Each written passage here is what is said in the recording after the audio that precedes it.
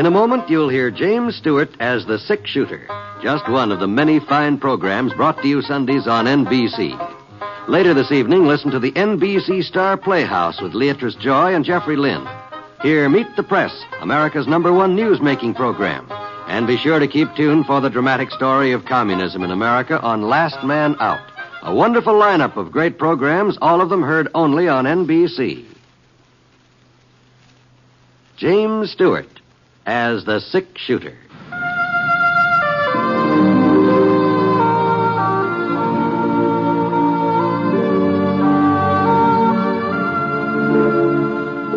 The man in the saddle is angular and long-legged. His skin is sun-dyed brown. The gun in his holster is gray steel and rainbow mother of pearl. Its handle unmarked. People call them both the Sick Shooter.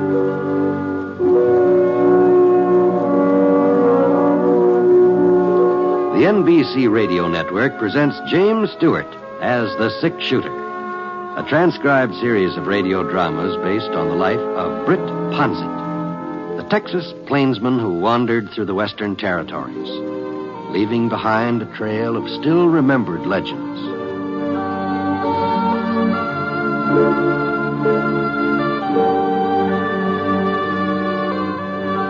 It had snowed during the night, a thick, wet snow that bowed the pine trees and banked over the pink boulders, turning them white. I found myself lying under a good, heavy 6 inches of it when I woke up. Oh, gee whiz. Old Scar, he looked like a white-whiskered burro over there, standing beside what was left of the campfire, trying to shake himself dry. All right, take it easy, boy. Just wait till I get the fire started again. The wood I'd gathered up the night before was pretty wet, so I got a hand axe out of my pack and I headed over toward a little hill about a quarter of a mile away. Since the wind had been from the north, I figured some of the brush on the far side might still be dry enough for burning. Yeah, it wasn't very easy climbing. A couple of times I went in and way over my knees. But the snow was already beginning to melt fast, even though the sun hadn't splashed into the sky yet. And that meant we'd be able to start off in an hour or so. By then, the stuff would be thinned down to mostly mud and water. I hit the crest of the hill and looked around. The south side sliced away at a good sharp angle, and the ground was fairly dry. I spotted a couple of dead oak saplings lying on the ground about 10 feet below me. Seemed likely they'd catch fire without too much trouble. I was kind of surprised to find oaks growing at this altitude. Even so, I thought, there's some bothering Scar. Probably a jackrabbit or squirrel or something. They sure was making a lot of racket. Wasn't like him to get upset unless it...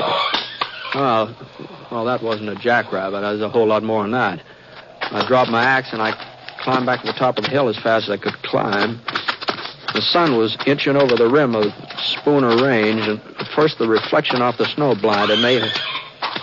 When I got my eyes focused, I saw the fella standing beside Scar, trying to cinch the saddle onto his back. Hey, you! Hey, let that horse alone!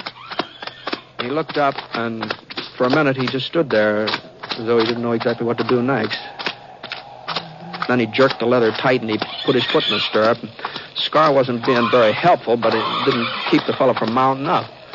I knew I couldn't make it through the snow before they rode off, and I sure didn't like the idea of chancing a shot, not with Scar rearing the way he was. But I didn't have much choice. My first shot was wide, maybe 5-6 feet, and Scar was taking the spur and sort of starting to move in spite of himself. And another minute or two, they'd be out of range. Yeah, that was a little close, but not close enough. Bullet must have caught the fella high on the leg. He twisted around and tried to get a hold of the pommel, but his fingers slipped off, and I saw him slide into the snow. I couldn't see whether he had a gun or not, but I found out soon enough. I dived behind a clump of pines. There was a clearing between us, and he was using a boulder for cover. A little spray of snow told me I'd chipped the rock right in front of him. I waited for him to answer my fire, but there wasn't a sound from that side. Maybe he was just waiting, too, hoping I'd get anxious and come out in the open. Well, I wasn't going to be that obliging. Yeah, he still didn't answer. I reloaded my gun. I edged over to the right. If I could just circle without him seeing me, maybe I could come up behind him. About 20 minutes later, I managed to skirt around the clearing. He was up front of me now, just a couple of boulders away. Got up on my haunches and I charged. And then I saw why it had been so quiet. He was sprawled out face down on the snow, staining it red. It wasn't just his leg that was doing the bleeding either.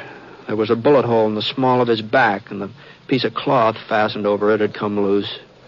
His gun was lying beside him, within easy reach. I picked it up. There was still one bullet that hadn't been fired. He started coming to, and I eased him over on his side, and his eyes kind of half open, and it's just like his lids were too heavy for him to rise all the way. I stole a lot of things in my time, but I ain't never been a horse thief before. All right, you better take it easy. What's the difference? I'm not gonna pull out of this anyhow. I guess I'm lucky. Dying here's a whole lot better than being caught. I always said they'd never hang me. All their rewards, wanted posters, just wasted time.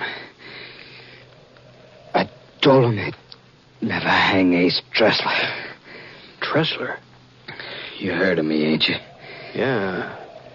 Yeah, I've heard of you. Everybody's heard of Ace Tressler. One way or another.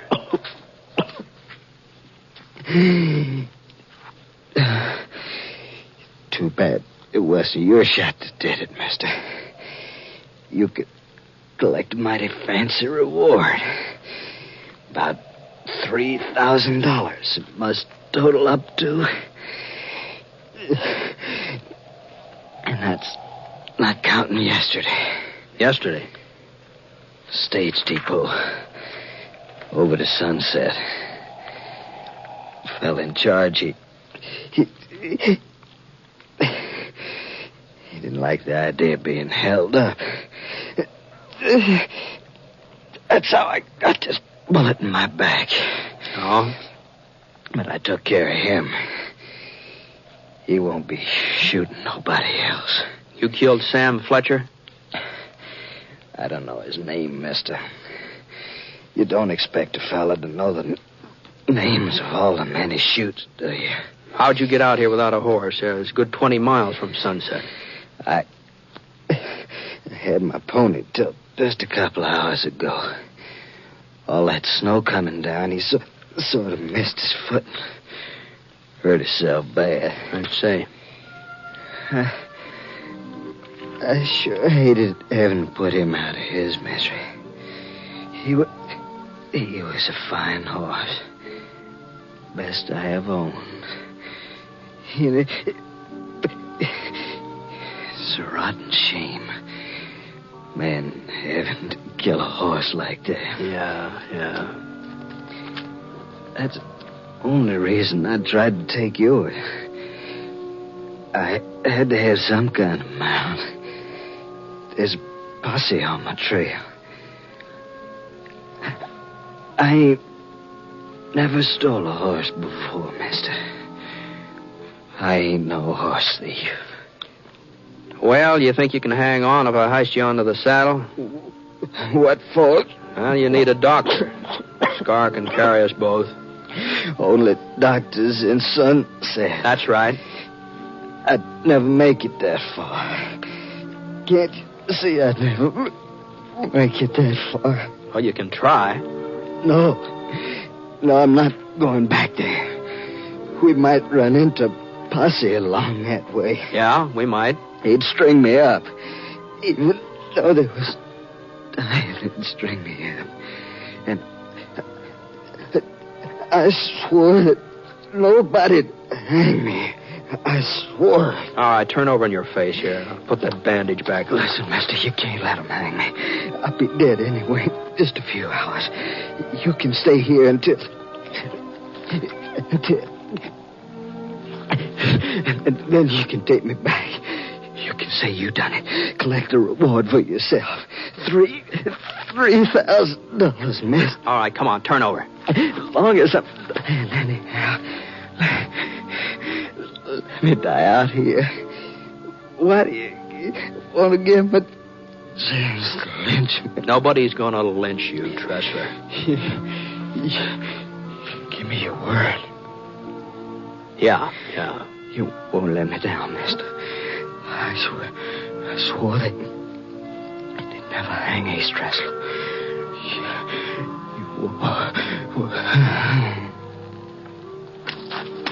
He passed out again. But he was still alive, still hanging on by a thread. I managed to get a couple of makeshift bandages fastened onto him. The bleeding seemed to have let up a little. His leg wasn't hurt too bad. The bullet just sort of went through the flesh, and it didn't look like it had broken anything. But the wound in his back, that was more serious. As far as I could tell, the bullet had just gone all the way into his chest. I picked him up, and I laid him across Scar's back. Then I looped a rope around his body and tried to fix it so that he wouldn't slide around too much. It wasn't going to be a very comfortable ride, but as long as he was unconscious, I wouldn't know it. All right, let's go, boy. Come on. We weren't able to make very good time with Scar carrying both of us through all that slush. It was almost 2 hours later before we came to the main Sunset Trail. And just as we turned on, I spotted the posse. At least what I figured was the posse. 5 men loping along toward us from the east. Doc Prince headed the procession. He was the local dentist. And I recognized Ty Barstow and Frosty Ender right behind them. 2 boys bringing up the rear. I didn't look familiar. They'd probably moved into Sunset since the last time I was there. Whoa, boy. Whoa, boy. Well, howdy, Britt. Hello, Doc. Well, boys, what'd I tell you? I said he was Britt Ponsett. Yeah, that's right. Yeah, Easy, girl. Easy. I'm pleased to meet you, Mr. Ponsett. I'm Cliff Slauson, and this here's Harv North. How are you? Hi. Yes, I recognize you the minute you come into sight. I said, there's a 6-shooter, I said. And I guess there's nothing the matter with my eyes. Appears like you're carrying quite a load, Britt. What happened? It's Art Tressler. Huh? Tressler? No. Well, I'll be doggone. Let's see here. Yes, it's him, all right. Leastways, it sure looks like them pictures on the posters. Well, if that don't take their cake. This neighborhood's getting to be a real outlaw's haven, I reckon. Well, maybe they'll change their mind about hanging around after they find out what happened today. Yeah, we've done a pretty good job of taking in the welcome mat. Pretty good. If you ask me, we set a record. With Ponsett's help, of course. Oh, you boys didn't need any help from me. You would have found Tressler yourselves before very long. Well, what are you talking about, Britt? We didn't have the faintest idea he was in these parts. Sure, we were already on our way back to town. You mean you weren't looking for him? Of course not. Well, what are you doing out here, then? I thought you were a posse. We are a posse, but we were hunting George Revitt. Rabbit? Yeah, you remember him, don't you? Robbed Phil Jeffers' general store a couple of years back. Almost killed old man Jeffers. Yeah, I remember. Well, sir, he broke out of jail a week ago. The one over to Polk City, and what do you think he did? He headed straight for Sunset, and he tried to pull another robbery. Yeah, only this time he did kill Sam Fletcher while he was at it. Now, just hold on a minute here, boys. Now, you're trying to tell me that you're looking for George Revitt, and that you think he's responsible for the robbery at the stage depot last night. Think? We know it, Britt. Of course we do. But we ain't looking for him anymore. We found him. What? Yeah, just a couple hours ago. Hiding in a cabin over by Walnut Creek. That's right, and he won't be pulling no more holdups neither. We saw to that. No, boys. Now, you better let me explain this, Britt. He might think we was kind of hasty this morning. It isn't as if we didn't give Revitt a trial. A trial? Well, there was no doubt about his being guilty, Britt. And seeing as how there's no judge in Sunset, and we'd have to wait till next spring for a formal hanging, Well, we sort of speeded things up a mite. You didn't string him up yourself. Well, not very high up, just a couple of feet off the ground. Now, boys, wait just a minute now. Now, Britt, there's no point in your looking so all-fired serious. There's nothing anybody can do about it now. Well, that's true enough, Doc. Yeah, there's nothing anybody can do.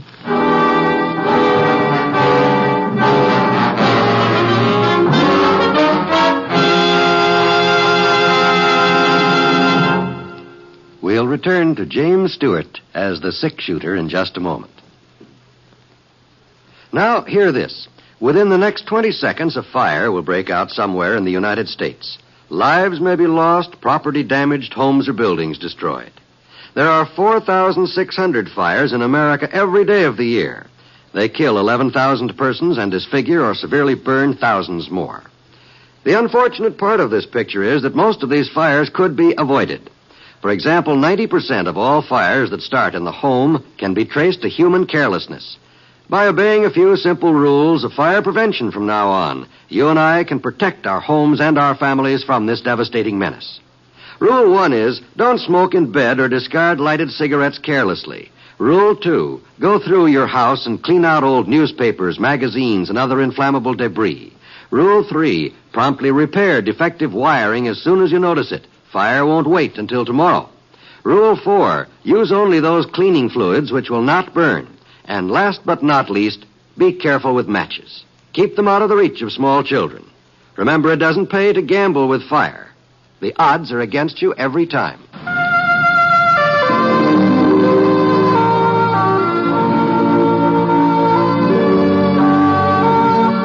Now, Act 2 of The Six-Shooter, starring James Stewart as Britt Ponzett.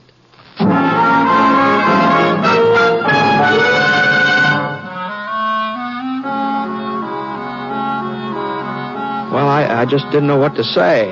Hayes Tressler hadn't been lying when he told me about robbing the depot and shooting Sam Fletcher. A man doesn't confess to something like that when he thinks he's ready to cash in, no.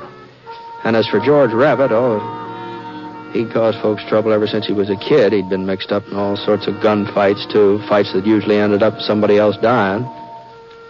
But he hadn't killed Sam Fletcher.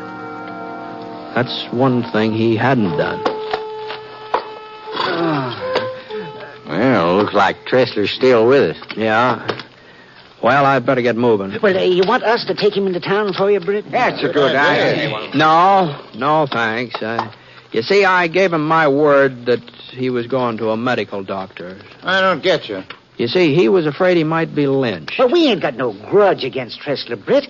Oh, I guess he's as mean as they come, but he ain't never given us no bother in Sunset. Is that so? I told you.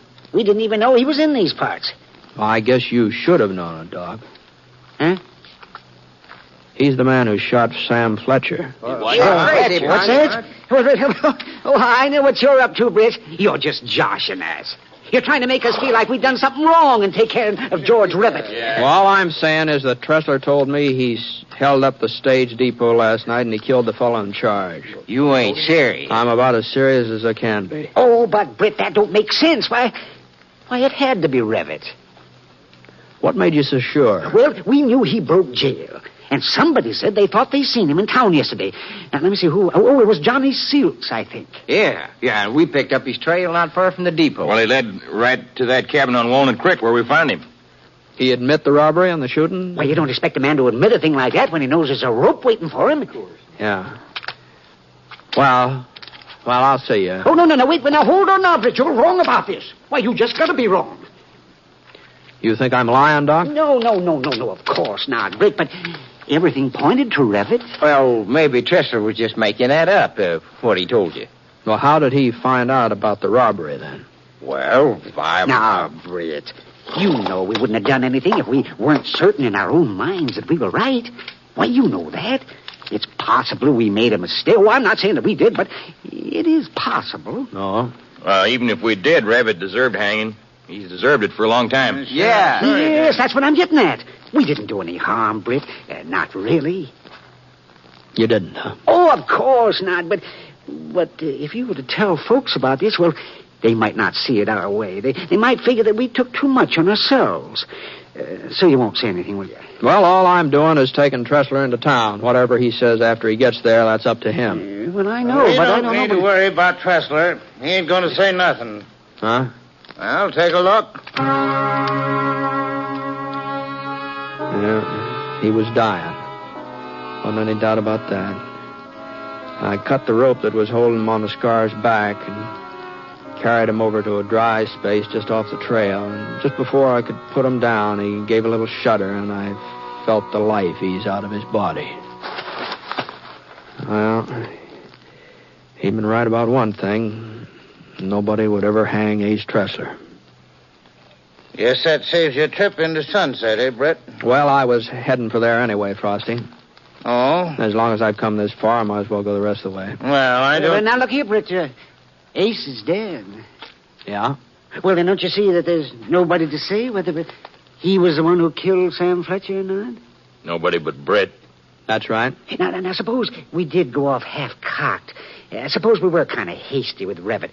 Well, we're sorry about it, but there's nothing we can do for him now. It seems you told me that before.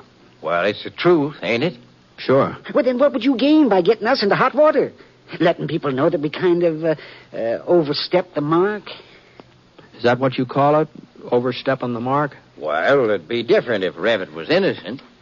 Well, somehow I got the idea that he was. Well, yes, of this robbery, maybe, but, he... I had a brother, Ponset. He'd be alive today if it wasn't for George Revitt. Mm-hmm. Is that why you hung him, to get even for your brother? No, of course not. We were just doing our duty as citizens. We thought he shot Sam Fletcher. Well, why are we standing here arguing? If Ponset wants to try and make trouble, well, he ain't got no proof. It's his word against ours. That's right. Cliff's right. We can even say that Revitt confessed. Why, everybody at Sunset will believe us. Well, then I don't see what you're so worried about then. Why, we ain't worried, Britt. Not really, of course we're not. I know you pretty well. We've been friends a long time. Why, you're not going to go out of your way to stir up a hornet's nest? No, I'm sure of that. Well, I ain't so sure. Just a minute, Ponset. You're not leaving here yet. Now, Frosty. And, boys, it's about time we start using our heads. If he goes into town and spreads this story around, they'll all believe it. Whatever Britt Ponset says, that's gospel. But he ain't going to say anything. That's right, he ain't. Because he ain't riding into Sunset. He's turning around and heading east. Is that so? I know you're a fast man on the draw, but there's 5 of us. You're not that fast. No, I reckon I'm not. Now, we don't want to get in any mix-up with Britt, Frosty. What do you want? People to start saying we murdered George Revitt? Murdered? Well, that ain't what we done at all. His family might not agree with you, Cliff, if they found out the truth about that holdup last night. And he's got a brother, too. Well, maybe there's something in what Frosty says, but we can't stop Britt. Now, if he takes it upon himself... We stopped Revitt, didn't we? Frosty? Put that gun away. Sure, I'll put it away. After I'm sure that Ponset's riding east. And I'm warning you, Britt. You ever breathe a word about what Tressler told you? I don't like being ordered around, Frosty. Then just keep away from Sunset. Now move. I said... Well, I held my ground. I knew Frosty Ender pretty well. I knew he wouldn't shoot. His business with Revitt had pushed him into deep water, but not that deep. I watched his jaw muscles tighten up, and I saw a little bead of sweat begin to gather between his eyes, and for a minute nobody said anything. And then Ty Barstow shoved forward. I told you to put it away, Frosty. Wasn't what we already done today bad enough? You want to kill somebody else? We done nothing wrong. Get that through your skull, Ty. Revitt deserved to hang, and we hung him. What about Britt? Suppose he deserves being shot? No, not unless he asks for it. That gun you're holding just proves how wrong we were this morning. If we'd been right, you wouldn't need it. Shut up. If we'd been right, we wouldn't be standing here feeling ashamed. Even you feel ashamed. That's why you don't want nobody to hear about it. That's why you're threatening Britt. Yeah, and I'll make good on that threat, too. No, you won't. Because we're going into Sunset and tell him what happened.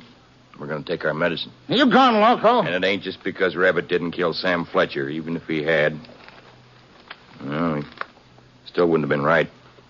Oh, I reckon we wouldn't have found out so quick, but we'd have found out sooner or later. You know what's the matter with you, Ty? You're yellow. You got a streak a yard wide down your back. You were just as anxious to string up Rabbit as the rest of us.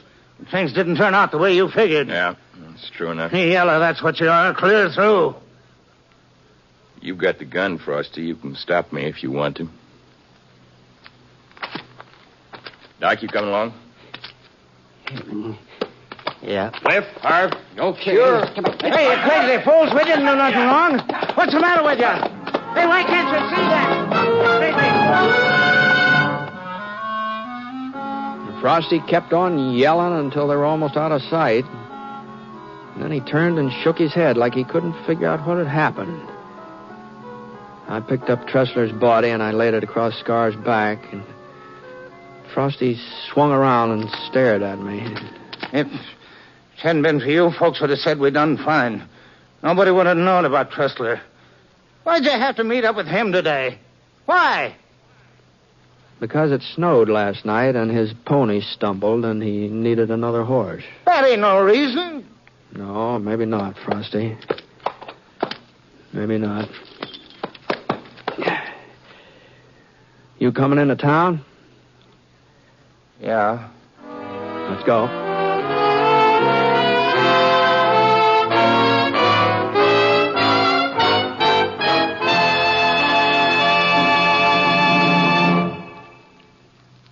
$50,000 trained nurses are needed now, today. Nurses to serve humanity in hospitals and private duty, in teaching and research, in the Veterans Administration and the Armed Forces.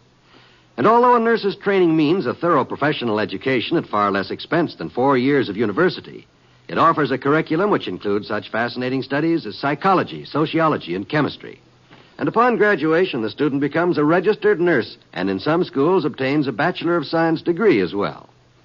These, then, are the facts of a nursing education. The need has never been greater. The opportunities for a vital, useful career have never been finer. For further information, we suggest that you contact your nearest hospital.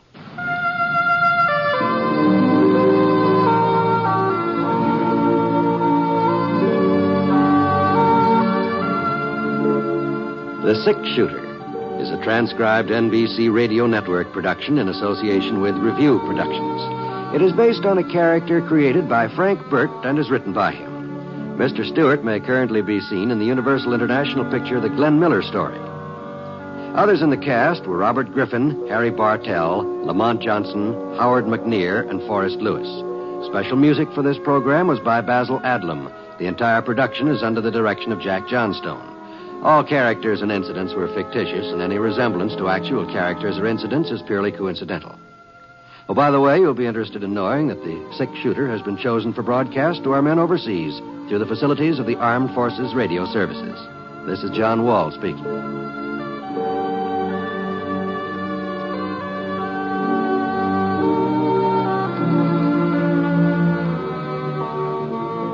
Tonight, listen to Sunday at Home on the NBC Radio Network.